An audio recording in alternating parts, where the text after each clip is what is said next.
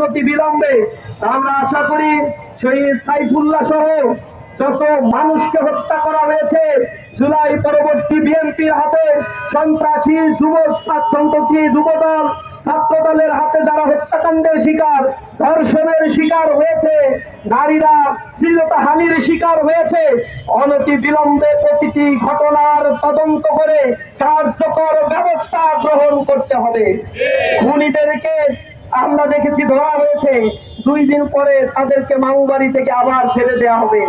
বিচারের নামে প্রহসন করার জন্য স্বাধীন বিচার বিভাগীয় সচিবালয় প্রতিষ্ঠার ক্ষেত্রে এই বিএনপি বাধা সৃষ্টি করে, সংস্কারকে তারা বাধাগ্রস্ত করে বাংলাদেশের নব্য ফ্যাসিবাদের রাস্তা তারা বিলম্বিত করছে। জনগণ বলে নাই, এই শাহবাগে রক্তের দাগ শুকায় নাই। প্রতিবাদ প্রতিরোধ করে তোলার জন্য শাহবাগ ময়দান ইতিহাস হয়ে আছে। শাহবাগ থেকে বলতে চাই, আর কোন মায়ের বুক যদি খালি হয়, ইসলামী ছাত্র শিবিরের কোন কর্মীর গায়ে যদি আর হাত দেওয়া হয়, এবার তোমাদের চাপ ভাঙা জবাব দেওয়া হবে।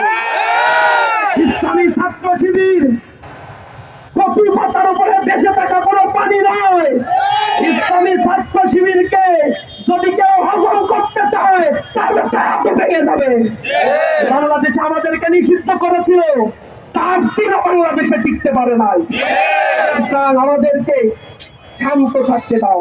ক্যাম্পাস গুলোকে আমরা নতুন ভাবে সাজিয়েছি, ছাত্রদের কাছে আমাদের আবেদনগুলো নিয়ে গিয়েছি।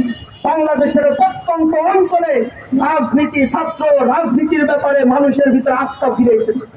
ছাত্র দলের কুকর্ম, বিএনপির কুকর্ম, যুব দলের কুকর্মের কারণে মানুষ আবার আস্থা হারাতে বসেছে। মানুষ ফুসে উঠেছে। অপেক্ষার সময়, যে কোনো মুহূর্তে এটা দাবানল হয়ে চলে উঠবে। আগ্নেয়গিরির অগ্নুৎপাত যখন বিস্ফোরিত হবে, তোমাদের নাম নিশানা খুঁজে পাওয়া যাবে না।